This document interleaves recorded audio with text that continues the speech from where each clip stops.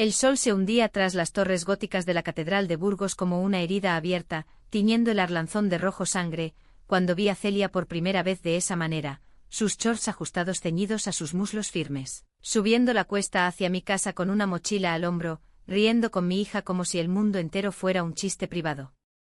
Mi corazón dio un vuelco tan violento que dejé caer la taza de café en la cocina, el líquido caliente salpicando mis pies descalzos como un recordatorio ardiente de que algo prohibido acababa de encenderse en mí. «Mamá, ¿estás bien?», gritó Sofía desde la puerta, pero yo solo podía pensar en cómo el sudor perlaba la nuca de Celia, en cómo su voz, ronca y juguetona, resonaba en las paredes de piedra de mi hogar como un eco de deseos que había enterrado hace décadas. «Me llamo Gabriela, tengo 48 años y vivo en una casa antigua en el barrio de Gamonal, en Burgos, esa ciudad de castillos y catedrales que parece congelada en el tiempo, pero donde el viento del norte siempre trae cambios inevitables. Mi marido Javier murió hace 10 años en un accidente de coche en la carretera a Valladolid. Desde entonces he criado sola a Sofía, mi única hija, ahora con 22 años, estudiante de historia en la universidad local. Burgos es mi refugio y mi cárcel. Las murallas medievales me protegen de los recuerdos, pero también me encierran en rutinas que me asfixian. Cocino fabada los domingos, asisto a misa en San Lesmes aunque ya no crea del todo, y paseo por el espolón soñando con vidas que no he vivido. Hasta que llegó Celia. Era el verano de 2025, uno de esos veranos castellanos sofocantes donde el calor se pega a la piel como una promesa traicionera. Sofía había conocido a Celia en una manifestación por los derechos LGTBI en la Plaza Mayor. Mi hija, siempre activista, con su melena rubia y su sonrisa contagiosa, me había hablado de ella durante semanas. «Es tan valiente, mamá. Ha salido del armario en su familia conservadora, y ahora lucha por nosotras». Yo asentía, orgullosa de Sofía, pero sin imaginar que esa amiga irrumpiría en mi mundo como un torbellino. La primera vez que la vi en persona fue en una cena improvisada en casa. Celia entró con una botella de Rioja en la mano, vestida con esos shorts que abrazaban sus curvas atléticas, había jugado al fútbol en el equipo universitario, y una camiseta desteñida de las femeninas. Sus ojos verdes, heredados de alguna abuela vasca, se clavaron en los míos por un segundo demasiado largo mientras estrechaba mi mano. «Encantada, Gabriela. Sofía habla tanto de ti que siento que ya te conozco». Su acento con ese deje burgalés puro, me erizó la piel. Esa noche, mientras ellas charlaban en el salón sobre el orgullo de Madrid y las leyes trans en España, yo me excusé para fregar los platos. Pero desde la cocina, a través del hueco de la puerta, no podía apartar la vista de Celia, cómo cruzaba las piernas, cómo su risa llenaba el aire como el tañido de las campanas de la catedral al mediodía. Sentí un calor subir por mi pecho, un pulso traidor entre las piernas que me avergonzó hasta las lágrimas. ¿Qué demonios me pasaba? Yo que había amado a Javier con la devoción de una esposa castellana, que había enterrado mis dudas juveniles bajo capas de maternidad y viudez. Aquella noche, después de que se fueran, me encerré en el baño y lloré bajo la ducha, el agua fría castigando mi piel como penitencia. Pero el deseo no se iba, al contrario, crecía como la hiedra en las fachadas de las casas antiguas de Burgos. Los días siguientes fueron un tormento sutil. Sofía invitaba a Celia a casa con frecuencia. Estudiaban juntas en la mesa del comedor, salían a correr por el camino de Santiago que serpentea junto al río, o se perdían en cafés del centro como el Café de la Plaza, donde el aroma a chocolate y churros se mezcla con el bullicio de los turistas. Yo fingía normalidad, preparaba tortilla de patatas para ellas, preguntaba por sus clases con una sonrisa forzada. Pero cada vez que Celia se inclinaba para atarse las zapatillas, revelando la curva de su espalda bajo la camiseta, mi mente se nublaba. Imaginaba, Dios me perdone, rozar esa piel con mis dedos, inhalar el olor a jabón y sudor fresco que emanaba de ella. Era una traición doble a mi hija que confiaba en mí, a mí misma, que había construido una vida de apariencias. Una tarde de julio, el calor era insoportable. Burgos se vaciaba, la gente huía a las playas de Cantabria, pero nosotras nos quedamos. Sofía tenía un examen, así que Celia vino sola a estudiar en mi biblioteca, como dijo con esa picardía que me desarmaba. La encontré en el patio trasero, bajo el emparrado de vid que Javier plantó en nuestra luna de miel, hojeando un libro de Lorca con shorts aún más cortos, las piernas bronceadas cruzadas en una pose casual. «Gabriela, ¿me haces compañía? Este calor me mata». Su voz era un susurro y antes de pensarlo, me senté a su lado en el banco de piedra. Hablamos de todo y de nada, de la Semana Santa burgalesa, con sus procesiones que Celia adoraba por su teatralidad, de mi juventud en un pueblo de Soria, donde bailaba jotas en las fiestas hasta el amanecer. Ella me contó de su familia, padres divorciados, un padre camionero que no hablaba con ella desde que supo que era lesbiana, una madre que fingía no enterarse. A veces siento que soy un secreto que nadie quiere desenterrar, dijo y sus ojos se empañaron. En ese momento algo se rompió en mí. Extendí la mano y rocé su brazo, un gesto inocente que pretendía consolar. Pero el contacto fue eléctrico, su piel cálida, suave como el damasco de los huertos del Duero. Celia no se apartó, al contrario, giró la cabeza y me miró con una intensidad que me dejó sin aliento. ¿Sabes? Sofía tiene suerte de tenerte. Eres diferente. El silencio que siguió fue pesado, cargado de posibilidades prohibidas. Mi corazón latía tan fuerte que temí que lo oyera. Celia, empecé, pero ella se levantó de golpe, como si el fuego la hubiera quemado. Perdón, tengo que irme.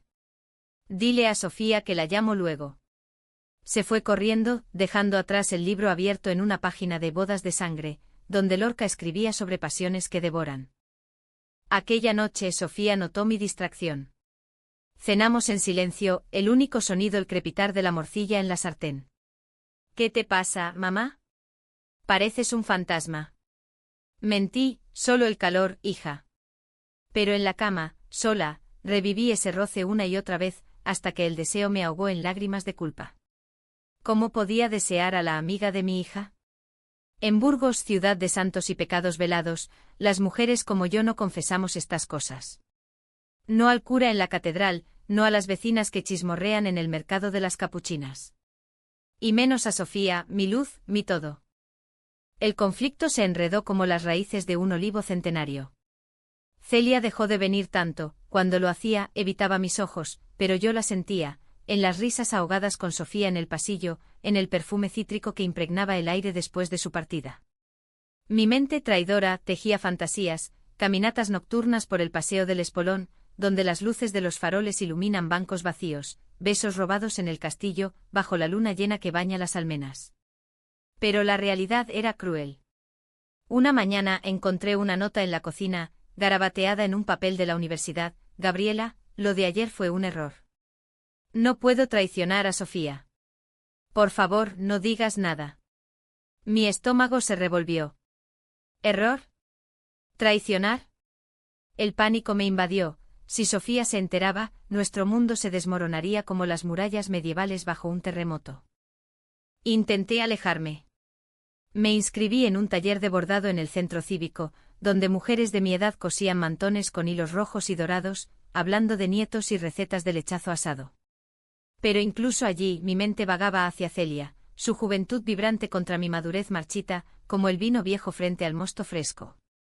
Una noche de agosto, durante la feria de Burgos, el caos de las casetas y el olor a pinchos morunos me arrastró a un encuentro inevitable.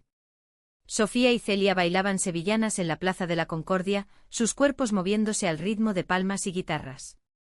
Yo observaba desde las sombras, un vaso de tinto en la mano, cuando Celia me vio. Se acercó sudada y radiante con esos shorts que ahora parecían un desafío. Gabriela, baila conmigo. Solo una. Sofía aplaudía, ajena a todo. Bailamos. Sus manos en mi cintura, mi palma en su hombro, el roce de sus caderas contra las mías en un giro. El mundo se redujo a ese instante, el latido de su corazón contra mi pecho, el calor de su aliento en mi oreja. No puedo parar de pensar en ti, murmuró, tan bajo que casi se perdió en la música. Mi respuesta fue un susurro ahogado: yo tampoco. Terminó el baile, pero no el fuego. Sofía nos vio abrazarnos, un abrazo inocente, juraría, y frunció el ceño. ¿Todo bien? Asentimos, pero la semilla de la duda estaba plantada.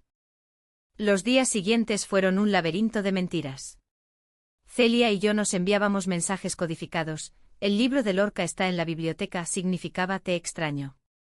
Nos veíamos a escondidas, un café rápido en una terraza apartada del barrio de San Juan, donde hablábamos de arte, ella amaba a Dalí, yo a Goya, y de sueños rotos. Me confesó su secreto: había estado enamorada de una profesora en el instituto, un amor no correspondido que la marcó. Pensé que era solo admiración, pero era más. ¿Cómo ahora? Yo le conté de mi juventud, una amiga en Soria, Ana, con quien compartí besos torpes bajo los cerezos en flor, besos que atribuí a la juventud y enterré al casarme con Javier. Somos prisioneras de lo que no decimos, le dije, y ella asintió, sus ojos verdes brillando como el Duero al amanecer. Pero el secreto pesaba.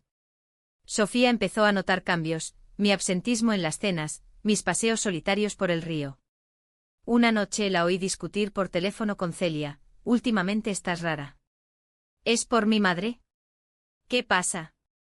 El corazón me falló. Al día siguiente Celia no vino. En su lugar, llegó una tormenta, Sofía irrumpió en mi habitación, ojos rojos de llanto. Mamá, ¿qué has hecho? Celia me lo contó todo. Dice que la ha seducido, que la hace sentir culpable. Es mi amiga. ¿Cómo pudiste? Sus palabras fueron dagas cortando el aire espeso de mi culpa. Negué al principio balbuceando excusas, solo charlábamos, hija, pero ella no escuchaba. Eres mi madre. ¿Y si te enamoras de todas mis amigas? Esto es asqueroso. Corrió a su cuarto cerrando la puerta con un portazo que resonó como el trueno sobre la catedral.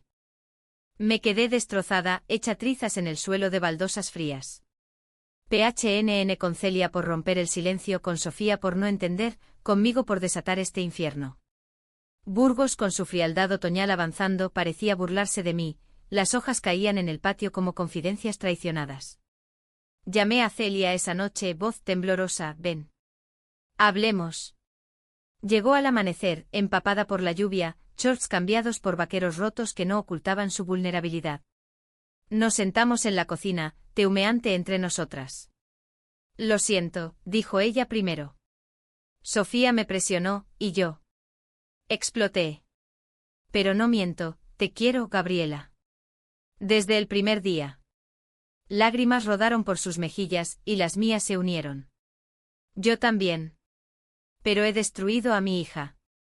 Esto tiene que acabar. El dilema me consumía. ¿Elegir el amor prohibido o la lealtad maternal? Paseaba por el monasterio de las Huelgas, buscando paz en sus claustros silenciosos, pero solo encontraba ecos de mis propios sollozos. Celia sufría igual, dejó de ir a la universidad por días, fumando en el puente de San Pablo, mirando el río como si quisiera ahogarse en sus aguas turbias. Sofía, herida en su orgullo, se refugió en Amigas de Madrid, enviándome mensajes fríos, necesito espacio, mamá. Esto me duele demasiado. El vacío en casa era palpable como el silencio después de una procesión. El Cao Trao llegó en octubre, durante la romería del Cubo, cuando Burgos se llena de romeros y antorchas. Sofía regresó inesperadamente exigiendo una confrontación. Elige, mamá, o ella o yo. No puedo vivir con esta traición. Celia, alertada por un mensaje mío, apareció en la puerta, pálida como un fantasma. Las tres nos enfrentamos en el salón, Sofía gritando acusaciones, la has corrompido. Eres egoísta. Celia defendiendo nuestro amor con voz quebrada, no es traición, es real. Sofía, por favor, entiende, y yo en medio, el corazón partido en dos. Hija, te amo más que a nada. Pero esto es parte de mí que no conocía. Sofía, en un arrebato, empujó una lámpara, que se estrelló contra el suelo en 1000 pedazos, simbolizando nuestro hogar roto. Eres una mentirosa. Papá estaría avergonzado. Salió dando un portazo, dejando un silencio ensordecedor. Celia me abrazó entonces, su cuerpo temblando contra el mío. Lo he perdido todo por ti, sollocé. No lo hemos encontrado, murmuró ella, y en ese abrazo, bajo la luz parpadeante de una vela, nos besamos por primera vez, un beso tierno, salado de lágrimas, lleno de la pasión contenida de meses. No fue lujuria, sino redención, no fuego destructivo, sino luz en la oscuridad burgalesa. Los días siguientes fueron de reconstrucción frágil. Sofía se fue a casa de una tía en Valladolid, necesitando tiempo.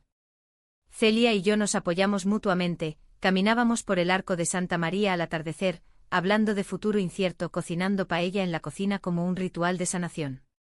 Pero el PHNN no se disipaba, cartas de Sofía llegaban, llenas de dolor: siento que me has robado mi inocencia. Yo respondía con honestidad cruda, abriendo mi alma como un confesionario: hija, el amor no elige bandos. Aprendí a amarme a mí misma gracias a esto, y te amo igual.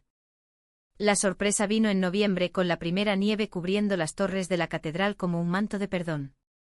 Sofía volvió no sola, sino con un terapeuta de la universidad, una mujer sabia que mediaba en familias rotas. Quiero entender, mamá. No perdonar aún, pero intentarlo. Nos sentamos las 3, ahora 4, en el salón reparado, y por primera vez, hablamos sin barreras, de mis miedos enterrados, de la culpa de Celia por herir a su amiga, del terror de Sofía a perdernos. Lágrimas fluyeron, pero también risas cuando recordamos anécdotas tontas, como la vez que Celia se cayó al río persiguiendo patos. El final no es de cuento de hadas, pero es humano, como las calles empedradas de Burgos, llenas de historia y cicatrices. Celia y yo seguimos juntas, un amor maduro que crece en las grietas de lo vivido. Compartimos vinos en el mirador del castillo, planeamos viajes a Salamanca, y yo aprendo a ser valiente como las mujeres de las procesiones que cargan pasos pesados con gracia.